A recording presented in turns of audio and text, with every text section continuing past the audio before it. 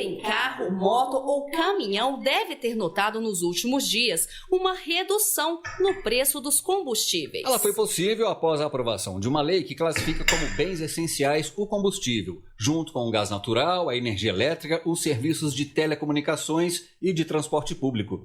Com isso, deve ser fixada uma alíquota máxima do ICMS, um imposto cobrado pelos estados e o Distrito Federal sobre esses bens e serviços. E vamos saber mais sobre o tema e o impacto que essa lei traz no nosso dia a dia com o ministro de Minas e Energia, Adolfo Saxida, que está aqui ao vivo nos estúdios da Voz do Brasil. Boa noite, ministro. Boa noite, Nato. Boa noite, Carolina. Boa noite a todos os brasileiros e brasileiras que estão nos ouvindo. Obrigado pela oportunidade. Ministro, vamos começar então. Como funciona esta lei e como é que ela pode ajudar na redução do preço dos combustíveis? Eu acho que o mais fácil do que explicar a lei é dizer que eu fui abastecer o tanque do meu carro e encontrei combustível a R$ 5,49 aqui em Brasília. Eu pagava R$ 7,75 na gasolina. R$ 7,75 ele pagava na gasolina.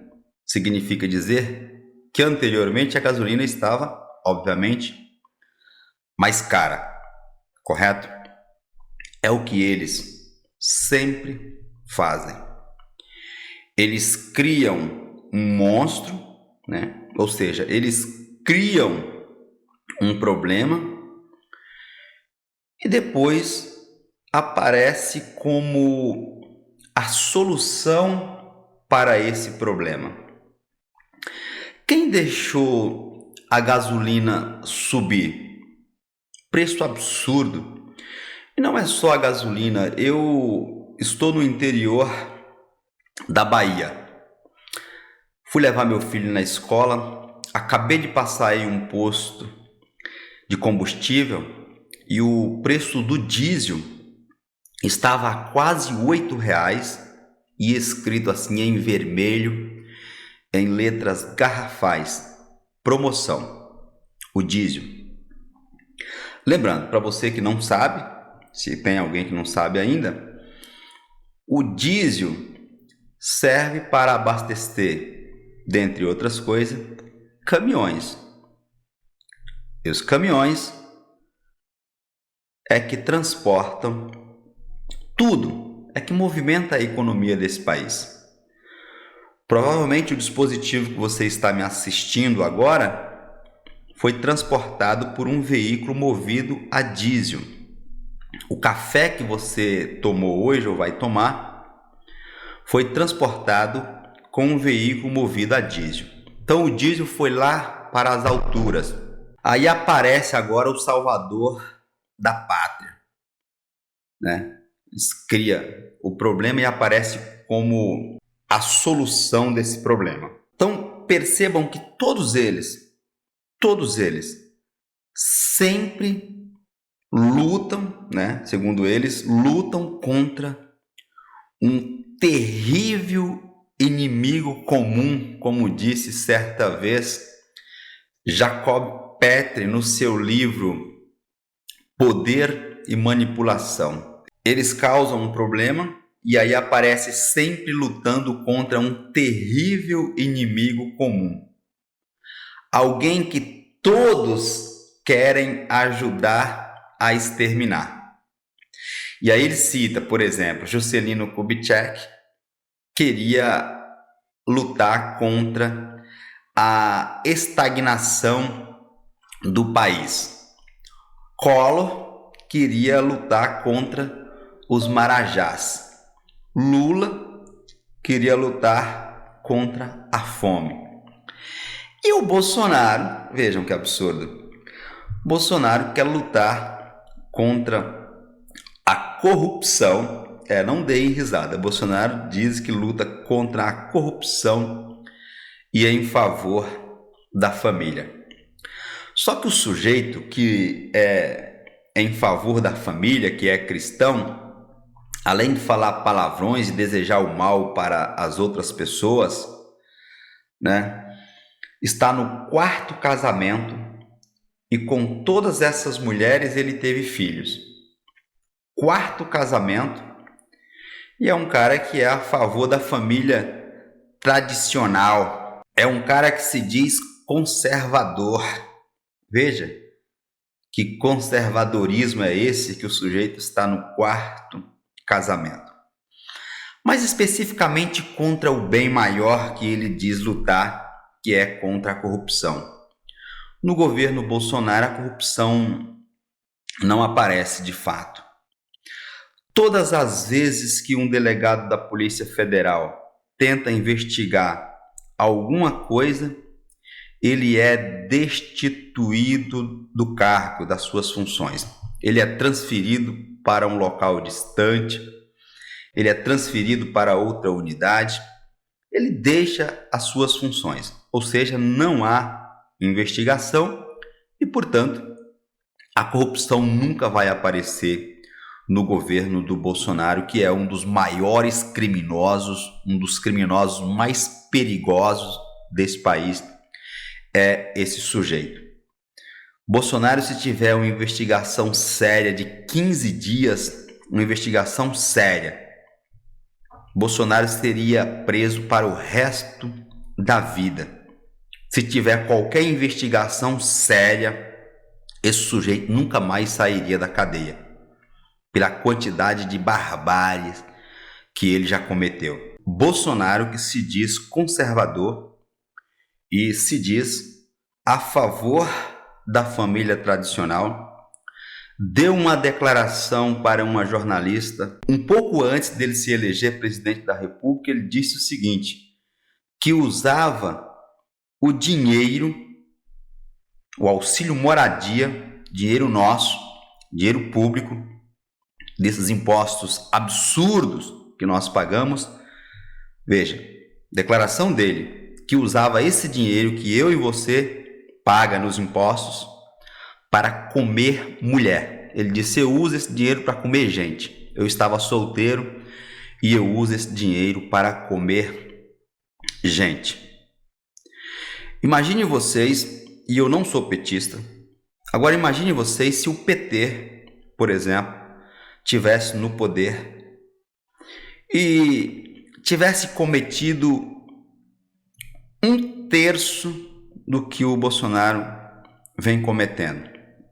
O Bolsonaro acaba de se reunir com os embaixadores, que são representantes dos outros países, para falar mal do Brasil.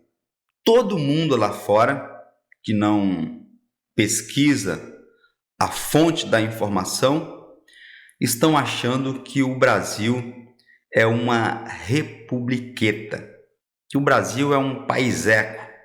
Veja, a 5ª maior economia do mundo, o próprio presidente dessa 5ª potência mundial reúne os representantes dos outros países para dizer mentiras, que o nosso sistema eleitoral é fraudado, só porque ele percebeu que irá ser expurgado da vida pública agora em outubro de 2022. O sujeito que sempre foi eleito com base nesse sistema, que ele agora, percebendo que não ganhará mais, o critica. O sistema que o elegeu durante anos agora é criticado por ele, porque ele percebeu que nunca mais ganhará para nada. Eu costumo dizer que Bolsonaro caiu acidentalmente na cadeira de presidente da República, dado aquela situação que nós vivemos de corrupção, a Polícia Federal investigando, vários partidos, com seus membros envolvidos em corrupção, ou pelo menos em investigação que apontava a corrupção. Bolsonaro apareceu como salvador da pátria, dizendo que iria salvar o país da corrupção. E o que nós temos visto? Vamos só relembrar aqui: cheque depositado na conta da primeira-dama, o filho mais novo envolvido com um monte de coisas aí, aberturas de empresa, favorecimento ilícitos, enfim. O Flávio Bolsonaro comprou uma mansão de 6 milhões de reais sem nunca ter trabalhado na vida. Primeiro ele disse que esse dinheiro veio da venda de chocolate, que ele tinha uma franquia da loja Cacau Show, que nenhum franqueado consegue faturar essa fortuna que ele diz. Aí ficou muito feio, ele disse que era honorários advocatícios, mas nunca tocou um processo, nunca atuou como advogado em um processo.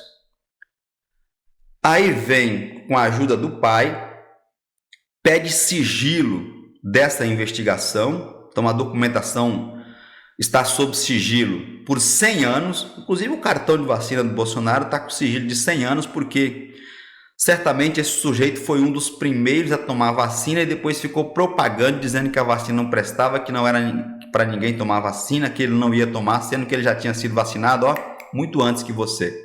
Tanto é verdade que ele não mostra o cartão de vacina dele, porque senão o gado vai ter que justificar mais uma, né? Mais uma, porque os apoiadores do Bolsonaro não tem mais o que justificar para proteger esse sujeito. Foro privilegiado que eles diziam que era um absurdo, primeira coisa que eles fazem quando aparece um indício de investigação contra eles é pedir o tal foro privilegiado, para que não seja ou não sejam, né, investigados nas instâncias que tinham competência para fazer isso e de forma imparcial. Eles levam sempre a investigação para os seus apadrinhados. E com isso, óbvio, nós não vamos ver a divulgação de corrupção. Porque, como eu disse, todas as autoridades que começam a investigar, Bolsonaro transfere. Só mais um caso para citar. Bolsonaro, quando era deputado federal, foi pescar em um local proibido. Não podia pescar naquele local e ele deu a famosa carteirada para pescar nesse local. E aí veio um servidor do IBAMA e multou, aplicou uma multa no Bolsonaro. Quando o Bolsonaro se tornou presidente, começou a perseguir esse servidor do IBAMA, deixando o cara na geladeira, um cara com mais de 20 anos de experiência para desempenhar a sua função, com a autonomia, que é um dos princípios da administração pública. Bolsonaro transferia esse cara para fazer atividades burocráticas, atividades administrativas, no sentido de perseguir esse servidor. Vai sair deputado agora porque viu que a política é assim que funciona, deve ter percebido. Mas o fato, gente, é esse. Eles sempre criam um monstro, um inimigo, né? E agora nós vamos lutar contra esse inimigo. E como sempre, eles não combatem esse inimigo que eles criam, né? A fome não acabou, os marajás não acabaram, o Brasil continua estagnado em relação aos demais países que têm até menos riqueza do que o Brasil. Então, tem alguns feitos, mas o fato é que eles nunca combatem o inimigo que eles criam. E para terminar, eu vou ler o trecho aqui da obra de Jacob Petri, Poder e Manipulação, que diz o seguinte: veja o exemplo da política. Juscelino Kubitschek e seus 50 anos em 5. Era o slogan dele, né? O Brasil vai crescer 50 anos em 5. Fernando Collor de Mello e o slogan Caçador de Marajás. Segundo ele, ia perseguir aqueles que têm grande fortuna para que essas pessoas pagassem mais impostos. Enfim, Luiz Inácio Lula da Silva e o Fome Zero. Era o slogan do Lula, Fome Zero. Eu vou zerar a fome no país, todo mundo vai viver bem. E todos eles, na obra do Jacob, e todos eles teve-se o cuidado de criar um slogan que criasse nos seguidores a sensação de fazerem parte de um grupo exclusivo, que acontece com o gado, que os conectasse a uma causa nobre, grande, maior que eles próprios. Em todos há uma luta envolvida, né? Em todos há uma luta envolvida. Sempre contra um terrível inimigo comum. Alguém que todos querem ajudar a exterminar. Juscelino queria exterminar a estagnação do país. Collor queria exterminar os marajás. Lula queria exterminar a fome. Não raras vezes suspeita-se de que há alguém por trás desse inimigo abstrato. Ninguém consegue ver esse inimigo que eles criam. Um partido político, quem que é o inimigo do Bolsonaro? O PT. Eles sempre criam um inimigo imaginário. Quem que é o inimigo do Bolsonaro? O PT. Um sistema, né? Lembram que os bolsonaristas costumam falar sempre? Ah, seu comunista, vá para não sei para onde, né? É contra o sistema, né? Socialismo, não sei o quê. Uma pessoa, o Lula é o inimigo do Bolsonaro imaginário, e um grupo delas que é apontado como causador desse mal e que seu objetivo é acabar com o bem e propagar o mal. Eles dizem o seguinte: se o Lula ganhar, o Brasil vai virar a Venezuela. É sempre assim. Não estou defendendo o Lula, não tenho qualquer afeição com o Partido dos Trabalhadores. O que eu estou aqui é te explicando para tomar cuidado. E por fim, ele diz: ao apresentar uma causa nobre, preste atenção, ao apresentar uma causa nobre e apontar seu adversário como inimigo dessa causa, essas pessoas criam a sensação de que o mundo está dividido em dois blocos: o bloco do bem e o bloco do mal. Elas, lógico, pertencem ao bloco do bem e os seus adversários pertencem ao bloco do mal. Bolsonaro diz: olha, o Lula é ruim, eu sou do bloco do bem e ele é do bloco do mal. Dessa técnica podem ser percebidas na história de Stalin e sua luta contra o capitalismo, de Hitler e sua luta contra os judeus e, mais recentemente, de Hugo Chávez, olha a Venezuela aí, de Hugo Chávez e sua luta fictícia contra o imperialismo americano. Lembram-se? Teve uma frase que ele falou, ele entrou em um recinto e tinha acabado de sair o presidente dos Estados Unidos daquela época, George W. Bush. Ele disse que o local estava cheirando a enxofre. Era a luta dele contra o capitalismo. Pense nisso.